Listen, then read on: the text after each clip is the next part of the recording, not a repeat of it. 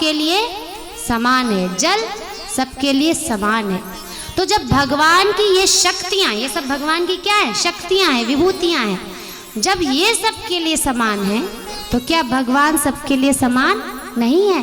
हैं। बस एक रखना है। अब अच्छा, अब यहाँ बाधा कहाँ आती है भगवान को जानने में, उनको प्राप्त करने में? सबसे बड़ी बाधा आती है मन। मन एव मनुष्याणाम कारणम बंधन मोक्षयोः। कहते हैं भगवान की, हे अर्जुन, ये मन जो है ना, यही मनुष्यों का बंधन का कारण है और यही मोक्ष का भी कारण है। दोनों बात बतला रहे हैं भगवान। देखिए, मन हमारा शत्रु भी हो सकता है और वही मन हमारा मित्र भी हो सकता है। तो मित्र कैसे होगा? जब हम मन को अपने शासन में लाएंगे। और मन का शासन क्या है? मन का शासन है कि बाहर जो भी हमें सुख की अभिलाषा हो रही है वो सब मन हमें दिखा रहा है, मन करवा रहा है। और इस सुख में हम इतने अंधे हो गए हैं, या कहिए इतने अनर्थी हो गए हैं। लोग कहते हैं ना स्वार्थी, लेकिन मैं थोड़ा इसको काटूंगी। स्वार्थी बहुत अच्छा शब्द है, कृपया इसे गलत में प्रयोग ना करें। 3 प्रकार के लोग होते हैं, परमार्थी, स्वार्थी और तीसरा याद कर लीजिए, अनर्थी। क्या है? अनर्थी। तो जिसने परम अर्थ को जान लिया, अर्थात जिसने सत्य को जान लिया, वही स्वार्थी है। स्वार्थी का मतलब क्या होता है? हम थोड़ा इसको गलत प्रयोग करते हैं, लेकिन उसका अर्थ होता है जो अपना प्रयोजन सिद्ध कर सके, जो अपना मतलब सिद्ध कर सके, वही है स्वार्थी। अब यहाँ अपना मतलब शरीर का मतलब हमारा मतलब नहीं है। शरीर की अनुकूलता हमारी अनुकूलता नहीं है। अर्थात हम कौन है? तो हम सब सुनते आए, हम केवल एक शुद्ध क्या है? चेतन जीव हैं, आत्मा है। जब हम अपना मतलब समझ जाते, अभी हम सब क्या बने हुए? अनर्थी बने हुए हैं। अनर्थी से तात्पर्य है कि जिसको ये भी नहीं पता है कि क्या भौतिक उपलब्धि भी किससे हमें प्राप्त होगी। जैसे कि साधारण उदाहरण देती हूँ, अभी हम साक्षात गौ माता के प्रांगण में हैं, गौशाला के प्रांगण में हैं। अब देखिए हम अनर्थी कैसे बन रहे हैं। गौ का तात्पर्य केवल गौ माता नहीं है, ध्यान दीजिएगा। गौ का तात्पर्य केवल गौ माता नहीं है, क्योंकि बहुत सारे लोग कहते हैं कि अरे और भी तो पशु पक्षी हैं, कुत्ते हैं, बिल्ली हैं, चूहे हैं, बकरी हैं, बाघ हैं, सब पर ये करना चाहिए, सबको पूजना चाहिए। गौ ही क्यों पूजनीय है? तो हमारे सनातन धर्म में हर कुछ विज्ञान पर टिका हुआ है, हर कुछ विज्ञान है।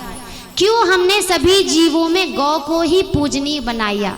ध्यान दीजिएगा, क्योंकि गौ साक्षात अर्थव्यवस्था की रीढ़ है। हमारे इकोनॉमिक का रीढ़ है कौन? गौ। और आप सबको पता होना चाहिए कि जब मुगल आए और जब अंग्रेज आए तो उन्होंने भारत को नष्ट करा, गौ को नष्ट करके, गौ के प्रति अनास्था दिलवा के। अभी आप देखिए हर घर में ए मेरा टॉमी, ए मेरा बाबू, ए पप्पी, बहुत पप्पी लवर होते हैं, है ना। लेकिन क्या आप हम में से कोई भी, आप में से कोई भी ऐसे हैं कि नहीं हमारे दरभंगा में इतनी बड़ी गौशाला है, हम गौ लवर कब बनेंगे? गाय से कब प्यार करेंगे? तो अब जाने कि गाय से प्यार हम करें, क्यों करें? ध्यान दीजिए, क्यों करें? क्वेश्चन होना चाहिए, क्यों करें? तो गाय से प्यार इसलिए करना चाहिए, गाय से सेवा इसलिए करनी चाहिए गाय की, क्योंकि गाय साक्षात भारत का वरदान है, अर्थ धन का खजाना है गाय। हम सब अभी पैसे के पीछे भाग रहे हैं, लेकिन हमें ये नहीं पता है कि एक गौ से हमें कितना धन प्राप्त हो सकता है। यहाँ बस कमी है जानकारी की, हमें जानकारी ही नहीं है। अच्छा, हम सब केवल गौ को ये समझते हैं कि ये दूध देने वाली है ना। अगर आप लोग भी गौशाला आते होंगे तो किस लिए, कि भैया 1 लीटर दूध दे दीजिए, 2 लीटर दूध, 3 लीटर। अगर गाय दूध नहीं दे रही तो बेकार हो गई, क्या कहते हैं, बेकार हो गई गाय। लेकिन ये हम अनर्थी हो रहे हैं, इसलिए कहा ना हम स्वार्थी नहीं है, हम अनर्थी हो रहे हैं। हमारे पास बुद्धि ही नहीं है कि गाय दूध देने के लिए नहीं है। गौ माता हमारे दूध की पूर्ति करने के लिए नहीं है, वो तो दूध उनके बछड़े का है, उसमें से अगर बच जाता है तो हम ले लें। अच्छा, गाय के शरीर में हम कहते हैं 33 कोटि देवी देवता है ना। 33 कोटि मतलब 33 प्रकार समझिएगा, ठीक है। और लक्ष्मी का वास कहाँ है बताइए, लक्ष्मी का वास कहाँ है, जोर से बोलिए। गोबर में है ना। सोचिए, लक्ष्मी जी तो विष्णु प्रिया है, को गोबर में वास दे दिया। क्या हमने थोड़ा अन्याय नहीं किया उनके साथ, गोबर में वास दे दिया उनको। थोड़ा लग रहा है ना कि लक्ष्मी जो साक्षात नारायण की प्रिया है, जो जिनसे विवाह करने के लिए सब आतुर थे कि लक्ष्मी मुझे मिल जाए, मुझे मिल जाए। यहाँ कौन ऐसे जो लक्ष्मी को नहीं चाहते, सब चाहते हैं। तात्पर्य, चाहे वो धर्म कार्य के लिए, चाहे किसी के लिए भी, लक्ष्मी सबको चाहिए। तो क्या वो लक्ष्मी इतनी निकृष्ट हो गई कि उनको गोबर दे दिया गया? ये हमारे बुद्धि का दोष है। अब देखिए, गो वर, संधि करिए, गो प्लस वर मतलब क्या हुआ, गाय। वर मतलब क्या होता है, वरदान। वर मतलब कहते हैं ना, हे वत्स वर मांगो। जैसे भगवान आते थे और भक्तों को कहते हैं वर मांगो, वर मतलब वरदान। तो गाय का वरदान, इसी को बोल दिया गया गोबर। अच्छा, किसी भी पशु पक्षी के जो वो मल त्याग करता है उसका नाम गोबर है? सोच के बताइए, है? बकरी करती तो उसको क्या कहते हैं, नेरी कहते हैं ना। और कोई भी मल त्याग देख लीजिए, हम भी करते हैं तो हम अपने भी मल त्याग को क्या गोबर कहते हैं? क्यों कहा गया गोबर? क्योंकि गाय अपना संपूर्ण ऊर्जा उस गोबर में डालती है, संपूर्ण ऊर्जा गोबर में डालती है। अब गोबर का आपको मैं जब बताऊंगी तो आपको आश्चर्य लगेगा। इसलिए ये गौशाला जैसे अभी इसकी स्थिति देख रहे हैं, सब बहुत अच्छी सेवा कर रहे हैं, लेकिन यहाँ आवश्यकता है विज्ञान की, अनुसंधान की। और ऐसा नहीं कि आप सब पढ़े लिखे नहीं हैं, सब यहाँ पढ़े लिखे हैं। कोई ऐसे हैं जो मूर्ख बैठे हुए हों? कोई नहीं है। तो क्या हमारी ये जिम्मेदारी नहीं बनती कि हम ये सब अनुसंधान करके गौशाला तक ये संदेश पहुँचाए? और जो गौशाला में जो सेवारत कार्य करता है, क्या उनकी जिम्मेदारी नहीं बनती कि वो गाय के गोबर से क्या क्या प्राप्त हो सकता है इसको जाने और गौशाला को समृद्ध बनाए? पैसा ही चाहिए ना। हम सब पैसे के लिए मरते हो, पैसे के लिए चाहते हैं ये खत्म कर दे, वो खत्म कर दे, है ना, ये स्थापित कर दे, वो स्थापित कर दे। पैसा चाहिए तो गौ माता आपको ढेरों पैसा देगी, करोड़पति बना देगी। लेकिन ध्यान रखिए, अब जैसे देखिए, गोबर से तात्पर्य है कि इसमें बायोगैस का नाम सुना है आपने? बायोगैस सिलेंडर कितने प्रति दाम हो गया है पता है? 1200। हम जैसे खरीदते हैं तो 1200, कम नहीं होता है ना। 1200 रुपये सिलेंडर 1 महीने का। और यदि उसी गोबर से बायोगैस बना दिया जाए तो निश्चित ही उस गोबर से गैस मिलेगा, सिलेंडर जिस पर हम खाना पका सकते हैं। दूसरा, उस गोबर से हमें खाद भी मिलता है जो खेती में काम आता है। एक दूसरा देखिए, गोबर से कंडे उपले तो बहुत सामान्य बनते हैं। क्या आपको पता है कि गोबर से पेंट बनता है? क्या आपको पता है गोबर से पुट्टी बनने लगी है? अभी हरियाणा एक प्रदेश है और ये छत्तीसगढ़ में भी ये कार्य हो रहा है। गोबर से पेंट, जो पक्का मकान हम बनाते हैं ना, उस पेंट और पुट्टी का निर्माण हो रहा है। गोबर से लकड़ी का निर्माण हो रहा है, लकड़ी बन रहा है। यहाँ तक कि गोबर से घर भी बन रहा है, सामान्य घर नहीं, पक्का मकान बन रहा है। अब क्या चाहिए? गोबर में ऐसा माना जाता है, एक लिक्विड का नाम है नैनो सेलुलोज, यदि आप लोगों ने विज्ञान पढ़ा होगा तो, ठीक है। नैनो सेलुलोज एक केमिकल आता है, ठीक है। उसका इतना उपयोग है, जैसे पेंट में वो काम आ जाता है, पुट्टी में काम आ जाता है। फिर उसके बाद वो जो नैनो सेलुलोज है, यहाँ तक कि एक बहुत अच्छे हैं, आप लोग कभी सर्च करिएगा gobarwala.com, ये हमारी जिम्मेदार। देखिए अभी सब कोई, अगर आप घर पर देख लीजिए तो पहले परिवार के लोग आपस में हंसते थे, खेलते थे, बोलते थे, लेकिन अब सबके हाथ में मोबाइल रहता है। सुबह उठते ही हरि नाम छोड़ के व्हाट्सएप पे क्या आया देखते हैं, इंस्टाग्राम पे हाँ ये मैसेज आया, अब कोई पढ़ाई करने टन टन बजता है, तुरंत मोबाइल देखते हैं, टन टन बजता है, मतलब वो मैसेज देखे बिना रह नहीं सकते हैं कोई। हम इतने मोबाइल के एडिक्ट हो चुके हैं ना, आदत पड़ गई है मोबाइल की। लेकिन क्या हम इसका सही उपयोग कर रहे हैं? कितने ऐसे लोग हैं जो इंस्टाग्राम पे, यूट्यूब पे, गूगल पे गाय के गोबर के बारे में सर्च किया है? हाथ उठाइए, कोई है? कोई नहीं है। क्या सर्च करेंगे? अरे वाह क्या डांस किया है, वाह, अरे वाह क्या मिमिक्री, क्या कॉमेडी की है इसने, वाह, अरे वाह क्या गाना गाया है। वो अपना, उससे किसी एक व्यक्ति का फॉलोअर बढ़ रहा है, किसी एक व्यक्ति का वो अपना धन कमा रहा है, हम उसका देख रहे हैं, वो उसको धन मिल रहा है, लेकिन हमें क्या मिल रहा है?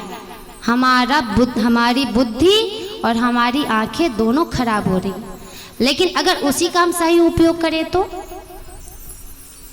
तो निश्चित ही हमारी बुद्धि और हमारी आंखें दोनों की सदुपयोगिता होगी। तो कृपया हम सब इसके लिए जागरूक बने। गौ माता को हमारी जरूरत नहीं है, हमें उनकी जरूरत है, समझिए बात को। चलो श्रद्धा कर लेते हैं गौ माता पे, क्योंकि उनको हमारी जरूरतें नहीं, हमें ये समझना पड़ेगा। जैसे एक कहानी सुनाती हूँ कि एक शिष्य ने कहा कि गुरुजी आप मुझे तत्व ज्ञान का उपदेश दीजिए। तो कहते हैं बच्चे, हे वत्स, इतना आसान नहीं है तत्व ज्ञान, उसके लिए बहुत योग्यता की आवश्यकता है। बोले ऐसे कैसे? तो उन्होंने कहा कि ठीक है, परीक्षण करना है तुमको तो एक देता हूँ। एक पत्थर उन्होंने दिया, और जब उन्होंने एक पत्थर दिया तो बोले कि इसको बाजार में जाओ और बाजार में जाके इसको सबका पूछना कि इसको कितने में बेचेंगे वो लोग। तो उसको अजीब लगा, ये पत्थर कहीं बिकेगा, ठीक है जाके देखते। तो वो सर्वप्रथम वो जो बालक है वो गया एक किराने वाले दुकान के पास। तो बोला भैया देखो ये पत्थर है, कितने में लोगे? तो बोले कि हैं पत्थर, तुम्हारा दिमाग ठीक है? हम क्यों पत्थर ले, हम भाई तो चावल दाल चीनी इत्यादि इत्यादि रखते हैं, हम क्यों भागेगा यहाँ से? उनको भगा दिया। फिर वो दूसरे उस पर गए, तो दूसरे उसमें गए तो फूल माला वाला था। तो बोले कि ये पत्थर लोगे, इसको बेचोगे, इसका कितना मूल्य दोगे? तो कहते हैं कि सुबह सुबह मेरा दिमाग खराब करने आया है, भागेगा कि नहीं यहाँ से, पत्थर बेचने आया है। अब उनको बड़ा बुरा लगा, लेकिन गुरुजी का तो आदेश है कि इसको बेच के आना है, और जब तक ये जब तक इसकी कीमत, सही कीमत नहीं लग जाती है, तब तक किसी को देना नहीं है।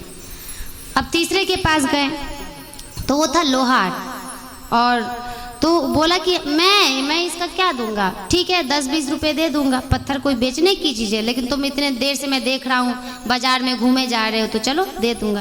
बोले नहीं गुरुजी तो बोले ये अमूल्य है, और अमूल्य का तो बहुत ज़्यादा मोल होना चाहिए। तो फिर जाते जाते जाते वो एक स्वर्णकार के पास गया, और जब वो स्वर्णकार के पास गया तो बोलता है कि ये देखिए गुरुजी ने मुझे ये दिया है, क्या इसका आप कुछ मोल लगाएंगे? तो वो देखता है, उसको देख के हैरान रह जाता है, तो कहाँ से मिला तुमको ये? मेरे गुरुजी ने दिया। अरे इसका मोल ही नहीं लग सकता, तुम बताओ कि इसकी कीमत कितनी है? मुंह मांगा मैं दूंगा। अब उसकी आंखें फटी रह गई, अरे ये कह रहे मुंह मांगा मैं दूंगा, अभी सब मुझे भगा रहे थे अपनी दुकान से, भाग यहाँ से भाग यहाँ से, और ये कह रहे मुंह मांगा दूंगा। तो बोले कि नहीं बस गुरुजी ने ऐसे कहा है, मुझे चाहिए नहीं, आप वापस दे दीजिए। तो ये ये सारी घटनाओं का वृत्तांत वो शिष्य अपने गुरु को सुनाता है। तो जब वो सुनाता है तो गुरु कहते हैं कि बस यही है, ज्ञान प्राप्ति के लिए योग्यता चाहिए। जो वो योग्यता ना उस किराने वाले दुकानदार के पास था, ना उस माली के पास था, और ना उस लोहकार के पास था। वो योग्यता केवल जौहरी के पास था, जिसने समझा ये साक्षात पारस है। तो इसी प्रकार जब हम देखते हैं कि जैसे अभी गौशाला में सब आ रहे हैं, गौ माता को पूजन कर रहे हैं, लेकिन वो हीरा है, कोहिनूर हीरा। अगर कोई कह दे कि भाई हीरा है, तो हीरा को ऐसे कोई गवा देगा? सब कहेगा मुझे दो तो मुझे दो, मैं इसका उपयोग करूँगा तो मैं करूँगा। लेकिन वैसे ही उस दुकानदार की भांति हम सब मूर्ख हैं, जो उनका मोल केवल ये समझते कि ये दूध देने वाली गाय है। ना, केवल गौ माता का उद्देश्य है गोबर, और गोबर पे गौशाला को काम करना चाहिए। क्या आपको पता है कि गोमूत्र से सोना निकला है? सोना, साक्षात सोना गोमूत्र से निकाला गया है। कैसे? तो कर रहे हैं, ऐसी बात नहीं, इस पे बहुत सारा कार्य हो रहा है। लेकिन हम कब जगेंगे? क्या हम ऐसे ही सोए रहेंगे? फिर हम कहते हैं अरे बिहार है ना, बिहार तो कभी, अरे ये है ना। नहीं, हम भी बिहार के एक नागरिक हैं, हम भी एक सामान्य नागरिक हैं। हम नहीं बढ़ाएंगे बिहार को तो कौन बढ़ाएगा? फिर दोष डालते हैं सरकार ऐसी है, वो ऐसा, ये व्यवस्था ऐसी। नहीं, क्या उस व्यवस्था को गलत बनाने में क्या हम जिम्मेदार नहीं हैं? रास्ते पे जाते हैं, खाया फेंक दिया, खाया फेंक दिया, ढूंढते भी नहीं है कि कोई साइड मिल जाए हम कूड़ा फेंक दें, या वो करके पान खाते हैं, गुटखा वो करके बोलते हैं, कहीं फेंक देते हैं। नया नया रास्ता बना रहता है, उस पर फेंक देते हैं, है कि नहीं? और फिर कहते देखो बिहार है, खुद ही फेंकते हैं और खुद कहते देखो बिहार है ये। ऐसे कैसे? तो इन सब बातों का ध्यान रखना चाहिए कि हम जागरूक बनेंगे तभी सब संभव हो पाएगा। हम अपना भी कल्याण कर पाएंगे और सबका कल्याण कर पाएंगे। पास जैसे ही जाते हैं वो बात उनको पहले से पता रहता है, वो ज्ञान उनको पहले से पता रहता है, और जब वो उसको प्रकट करते हैं तो फिर वो हमारे अंदर समाहित होता है। इस प्रकार गुरु एक आध्यात्मिक जीवन में मुख्य गुरु तो बनाना चाहिए। और अगर हम आध्यात्मिक रूप से देखें तो वैष्णवानाम परमम गुरु कौन है? साक्षात शिव। शिव है हमारे आदि गुरु। और शिव की पूजा अभी देखें तो शिव भगवान को सब बहुत पूजते हैं, बहुत मानते हैं, बहुत प्रेम करते हैं, लेकिन शिव के शिवत्व को कोई नहीं जानते। क्यों? क्योंकि शिव का शिवत्व क्या है ये किसी को नहीं जानना है। बस शिव लिंग पर जाके बस सामान्य सा जल चढ़ाना है, बेलपत्र चढ़ाना है, और वहीं कुछ लोग आ जाएं तो उनसे सांसारिक बात उनके सामने ही करनी है। ये भी नहीं कि मंदिर के प्रांगण से बाहर निकल जाएं। शिव पर जल भी चढ़ा रहे तो हाँ कहियो अहाँ के घर में की भले, सब ठीक ना? हाँ अरे की बताओ, बड़ दुख है। क्या है ये? हम मतलब इसलिए तो कहते ना कि हम फिर वो हमारे लिए सपना ही हो जाता है। हम कहते कि मैं शिव भगवान को प्राप्त करूँगा, मैं तो मैया को प्राप्त करूँगा, बटे हुए हैं कि हम तो कृष्ण को प्राप्त करें। ये नहीं, कोई प्राप्त नहीं होने वाले हैं, क्योंकि जब तक हम उनको मूर्ति समझेंगे, जब तक ये समझेंगे कि अरे हमें फॉर्मेलिटी करना है और सब ठीक है ना, वही निंदा करना शुरू मंदिर में ही एक दूसरे की, ये आपकी इसकी बहू ने ऐसे किया, उसकी बहू ने, हाँ मेरी बहू तो एकदम नहीं अच्छी है, क्या बताए, हाँ आपकी अच्छी है, हाँ मेरी तो पूछिए ही मत। तो ये सब क्या है?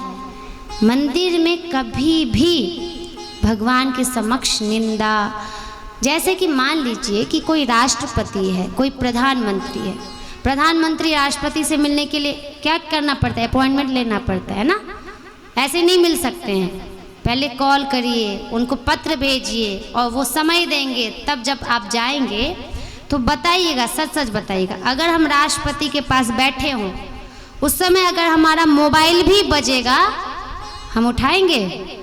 उठाएंगे? नहीं उठाएंगे। डर है, अरे राष्ट्रपति हैं, हमें अपना काम बनाना है इनसे और इनकी कृपा दृष्टि हम पर बनी रहनी चाहिए।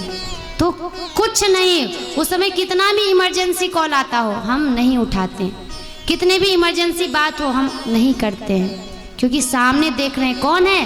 राष्ट्रपति है, प्रधानमंत्री। लेकिन भगवान हमारे समक्ष होते हैं और फिर उनको भूल के हम एक दूसरे से बात करने लग जाते हैं, निंदा करने लग जाते हैं। बात तो चलो, निंदा भी उसमें करने लग जाते हैं। क्यों? क्या वो साक्षात नहीं है? वो तो पतियों के भी पति, महान पति हैं, साक्षात जगतपति हैं, वो जगन्नाथ हैं। और फिर अभी जैसे कि देखिए, पीछे मैं देख रही हूँ, आप लोग बात नहीं करिए। अभी यही तो समझाया जा रहा है कि अगर कोई राष्ट्रपति के सामने बात करे तो वो दंड का भी पात्र होता है। लेकिन हम समझते हैं कि भगवान है, साक्षात विग्रह, मतलब मूर्ति है, चल सकता है। ऐसे नहीं होना चाहिए, है ना? तो फिर उसका हमें लाभ कदापि नहीं मिलेगा। मैंने क्या कहा? सूर्य का प्रकाश सबको मिलता है, लेकिन उस प्रकाश का अनुभव, उस प्रकाश की महिमा, उस प्रकाश की सूक्ष्मता वही समझ सकता है जो उस प्रकाश को समर्पित होता है। तो इस प्रकार जब हम भगवान के पास आए, कथा में आए, सत्संग में आए, केवल 2 ही घंटे तो है, 3 ही घंटे तो है, क्या इतना हम में धैर्य नहीं है कि हम चुपचाप बैठ के सुन सके बिना किसी से बात किए हुए? इसलिए तो इसी क्रम में गुरु से तात्पर्य है कि जिससे हमें विधि और निषेध दोनों का भी ज्ञान हो। स्वामी दत्तात्रेय हुए हैं सती अनसुईया के पुत्र। उन्होंने अपने जीवन में 24 गुरुओं को बनाया। करेंगे कभी चर्चा, आएगा स्कंद, अभी समय नहीं है। तो उन्होंने 24 गुरु अपने जीवन में बनाया, विधि रूप से भी और निषेध रूप से भी। इसलिए कहा जाता है, सिया राम मैं सब जग जानी, करहूँ प्रणाम जोरी जुग पानी। क्यों? क्योंकि अगर हमें क्या नहीं करना है, ये भी अगर कोई हमें संदेश दे रहा है तो वो भी हमारा गुरु हुआ। क्या करना है, वो भी अगर हमें कहीं से संदेश मिल रहा है तो वो भी हमारा गुरु हुआ। अर्थात विधि और निषेध ये सारे सृष्टि में है, किस प्रकार जीवन जीना है, चाहे तुम सबसे सीख सकते हैं, हर व्यक्ति से, केवल व्यक्ति नहीं, जड़ पदार्थ से भी हम सीख सकते हैं। ऐसा नहीं कि कोई व्यक्ति ही गुरु है, कोई जड़ वस्तु भी हमारी गुरु हो सकती है। बस वो दृष्टि हमें चाहिए, और वो दृष्टि हमें कौन देते हैं? वही हमारे जो मूल गुरु होते हैं, जो आध्यात्मिक, जिनको हम अपना दीक्षा हम जिनसे लेते हैं, ये दृष्टि बस वही प्रदान करते हैं। जहाँ कण कण में, क्षण क्षण में शिष्यत्व का भाव उमड़ पड़ता है, वो बस उन्हीं की शरणागति से। तो इस प्रकार गुरु पूर्णिमा को हम साधारण ना समझें और गुरु को भी साधारण ना समझें, क्योंकि अनंत संसार समुद्र तार नौकायिताभ्याम गुरु भक्ति धाभ्याम। अर्थात ये अनंत संसार में केवल नौका जो है एकमात्र गुरु ही हो सकता है। इस कारण से हमें आज बहुत शुभ दिन पर हम लोग ये सत्संग को प्रारंभ किए हैं, और हमेशा जीवन में रखिए कि सब कुछ से हमें सीखना है, सब कुछ से सीखना है। तो आइए चलिए प्रारंभ करते हैं श्रीमद् भागवतम का। महात्म्य ही आज हो पाएगा क्योंकि समय की बहुत ज़्यादा कमी है, बाद में इसको पूरा कर लेते हैं। तो ओम नमो भगवते वासुदेवाय, बोलिए ओम नमो भगवते वासुदेवाय, ओम नमो भगवते वासुदेवाय, ओम नमो भगवते वासुदेवाय, ओम नमो भगवते वासुदेवाय। ओम नमो भगवते वासुदेवाय। सच्चिदानन्दरूपाय विश्वोत्पत्त्यादिहेतवे तापत्रय विनाशाय श्रीकृष्णाय वयं नुमः। इस प्रकार कह रहे हैं कि सच्चिदानंद स्वरूप भगवान श्री कृष्ण को नमस्कार है, जो तीनों ताप का विनाश करने वाले हैं। अब ये तीन ताप होते क्या हैं? क्या आपको पता है तीन ताप किसको कहते हैं? जानिए। हम सब कहते हैं सनातन धर्म, जय श्री राम, लेकिन उस राम का भी अगर अर्थ पूछ लिया जाए कि बताओ राम कौन है, निरुत्तर हो जाते हैं। राम कौन है? राम ना बता ही नहीं पाएंगे। तो इसलिए सनातन धर्म की रक्षा तभी हो सकती है जब हम अपने शास्त्रों को, अपने सिद्धांतों को अच्छे से समझें। तो ये तीन ताप क्या है याद रखिएगा। और मैं तो अपनी कथाओं में ये कहती रहती हूँ कि जब भी आप आइए तो एक नोटबुक और पेन लेके आइए, क्योंकि कब ऐसा आपको मिल जाए जो आपके काम में आए। लिखा करिए।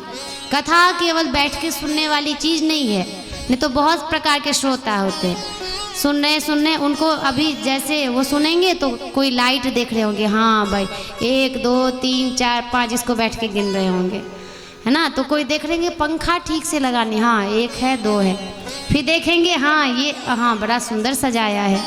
एक ये श्रोता होते हैं, दृष्टि तो सामने है लेकिन कहाँ है? ध्यान है इस पर है। एक श्रोता होते हैं कि इतनी गहराई से ही सुनते हैं कि उनको इतनी सुंदर नींद आ जाती है, समाधि लग जाती है। एक श्रोता ये है। और तीसरे कैसे श्रोता होते हैं? जो अच्छे होते हैं, मतलब जो सुनते हैं, ठीक है। तो इसलिए आप सभी अच्छे श्रोता हैं, बहुत एकाग्रता से सुन रहे हैं, उसके लिए आप सबका धन्यवाद। तो देखिए तीन ताप क्या है? आध्यात्मिक, बोली क्या है? आध्यात्मिक, आधिदैविक, आधि भौतिक। तो ये तीन ताप है, ठीक है। अब आध्यात्मिक क्या होता है? जहाँ हम स्वयं दुखी रहते, कोई हमें दुखी नहीं कर रहा है। किसी का ना स्वभाव ही होता है, कैसे हो भाई? मत पूछो, बहुत दुखी हूँ। क्या हुआ? अरे परीक्षा में सही नंबर नहीं आया। अरे हमारे परिवार वाले ही सही नहीं है, हमेशा कोसते रहते हैं, निठल्ला ऐसे करके। मत पूछो, ये गम है। हमें वो क्या कहते हैं, हमें शौक नहीं, उसका शौक नहीं, हम तो उसी में त्रस्त हैं, हमें पीने का शौक नहीं। तो ये वाले श्रोता, ये वाले दुख क्या होता है? दुख है नहीं, फिर भी दुखी होए जा रहे, कोई हमें दुख नहीं पहुंचा रहा है, तो उसको कहते हैं आध्यात्मिक दुख, जहाँ स्वयं से हम कष्ट पाते हैं। और क्या होता है? आध्यात्मिक दुख भी दो प्रकार का, शारीरिक, मानसिक।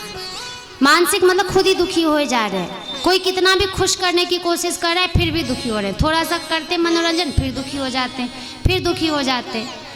उसका शारीरिक दुख क्या है कि हम आहार विहार अपना गलत कर बैठते हैं तो हम रोगी हो जाते हैं। तो क्या रोगी व्यक्ति कभी सुखी होता है? नहीं होता है, रोगी हमेशा दुखी रहता है। तो ये आध्यात्मिक दुख हुआ। आधि भौतिक, जब हमें कोई मनुष्य कष्ट पहुंचाता है, जैसे हमने किसी का कुछ बिगाड़ा नहीं, आके मार दिया, या मान लीजिए कि कोई अभी जा रहे हैं एक्सीडेंट हो गया, तो ये सब क्या है? आधि भौतिक दुख है। और आधि दैविक क्या है? जहाँ प्राकृतिक आपदा आए, ग्रह भूत पिशाच इत्यादियों को से जब हम परेशान रहते हैं तो उसको कौन सा दुख कहते हैं? आधि दैविक दुख। याद रखिएगा, ये अपने सनातन धर्म का सिद्धांत है। पहले दुख को जानेंगे तभी तो दुख के नाश का उपाय समझेंगे। तो हमें समझ में तो आना चाहिए दुख कितने प्रकार के हैं। तो दुख कितने प्रकार के? 3 प्रकार के। तो इस श्लोक में क्या कहा है कि तापत्रय विनाशाय, भगवान जो है वो साक्षात 3 तापों के विनाश करने वाले हैं। अगर किसी को अपने संपूर्ण दुखों का नाश चाहिए तो केवल एक ही, हरि नाम हरि नाम हरि नाम हरि नाम, केवल भगवन नाम, केवल भगवान का आश्रय। तो इसके लिए इसमें उन्होंने कहा है कि ऐसे श्री कृष्ण को मेरा बार बार नमस्कार है। अभी महात्म्य में इसी क्रम में शौनक जी पूछते हैं सूत जी से, अभी संवाद चल रहा है शौनक जी का सूत जी से, कि भक्ति ज्ञान विरागाप्तो विवेको वर्धते महान, माया मोह निरासश्च वैष्णवहि क्रियते कथम। कि हे शौनक जी, भक्ति ज्ञान और वैराग्य से प्राप्त होने वाले महान विवेक की वृद्धि किस प्रकार हो सकती है, कृपया आप हमें बताइए। क्योंकि अभी जो मनुष्य है कली काल में वो अत्यंत कष्टों से कष्ट होता हुआ, जैसे कि कोई व्यक्ति अंधा है और उस अंधे को कोई इधर से मार रहा है, कोई उधर से मार रहा है, कोई कहता है इधर चले जाओ और वो जाके गड्ढे में गिर जाता है, कोई कहता है उधर चले जाओ। तो इसी प्रकार इस कलयुग में सभी व्यक्ति ही अंधवत दौड़ रहे हैं, पता नहीं है क्यों दौड़ रहे हैं, लेकिन बस दौड़े जा रहे हैं, दौड़े जा रहे हैं। जैसे कि बहुत सारा एक आप देखते होंगे, आप लोग तो बहुत माहिर होंगे शॉर्ट वीडियोस देखने में, तो देखिएगा कि प्रैंक वीडियो समझते हैं ना, प्रैंक। तो प्रैंक वीडियो में क्या होता है कि 2-4 का ग्रुप बना लेते हैं लोग, ठीक है, और वहाँ जो है कोई ऐसे करने लगते हैं। अब जैसे लिफ्ट में चले गए और लिफ्ट में कोई उससे डर रहे हैं, सब एक व्यक्ति से डर रहे हैं और वो उसको ऐसे कर रहा है, तो सबको लगता है, और कोई लिफ्ट में ऐसे एक हाथ करके खड़ा है, तो 5 व्यक्ति खड़ा हो गया लिफ्ट में हाथ एक करके, तो जो छठा आता है वो कहता है कि क्यों खड़े हैं सब ऐसे हाथ खड़े करके, क्यों खड़े, लिफ्ट में तो हाथ ऐसे नहीं खड़ा किया जाता है। अब चूंकि उसको अजीब लग रहा है कि मैं थोड़ा अजीब लग रहा, तो वो भी हाथ खड़ा कर देता। समझ ही नहीं है, बन गया बेवकूफ़, क्योंकि उसको बेवकूफ़ बनाने के लिए वो थे। तो ये क्यों है, ये हमारी मानसिकता है, मतलब हमें पता नहीं होता। बुद्धिमान कौन होता है, 6 है, लेकिन मुझे पता है लिफ्ट में हाथ खड़ा करने का मतलब ही नहीं है कुछ, क्यों करें हम भाई, लिफ्ट अपने आप चल रहा है, ऐसा तो नहीं हम हाथ खड़ा करेंगे तभी लिफ्ट चलेगा। लेकिन क्यों, क्योंकि हमारे पास बुद्धि ही नहीं है और हम अंधानुकरण करते हैं। जैसे कि अभी सबसे बड़ा दोष मैं ये देख रही हूँ अपशब्द का, सबके मुंह पर ना जाने माता बहन को लेके ऐसे ऐसे अपशब्द आ गए हैं। और ये शुरुआत कहाँ से होता है, परिवार से। पति पत्नी आपस में बोलते हैं, है ना, जैसे पति गुस्सा होके आया और गाली देने लगा ऐसे, और वही बच्चा सुन रहा है और इतना भी ध्यान नहीं है। मतलब इसके विषय में कल थोड़ा हम चर्चा करेंगे कि माता पिता को अपने संतान का पालन कैसे करना चाहिए। और जब वही बच्चा बड़ा होता है, यहाँ क्रिकेट खेलेंगे या कुछ भी करेंगे, आप खेल में ही देखिए, बच्चा लोग खेल रहा है, हंसी हंसी में माँ बहन की गाली दे रहा है। क्या है ये अंधानुकरण है ना। अगर उसका अर्थ उसको पता चले जाए तो वो शर्मसार हो जाए, छी इतनी गंदी गाली मेरे मुंह से निकल रहा है, लेकिन दे रहे हैं सामान्य, एक दूसरे से बात कर रहे हैं उसमें लगा देते हैं माँ बहन की गाली। क्यों, क्योंकि एक अब ये स्टाइल बन चुका है ना, जैसे कम्युनिकेशन स्किल बन चुका है, बोलने का तरीका बन चुका है कि बात करेंगे तो बस गाली से ही, लेकिन अगर उस गाली का अर्थ जानेंगे तो शर्मसार हो जाएंगे।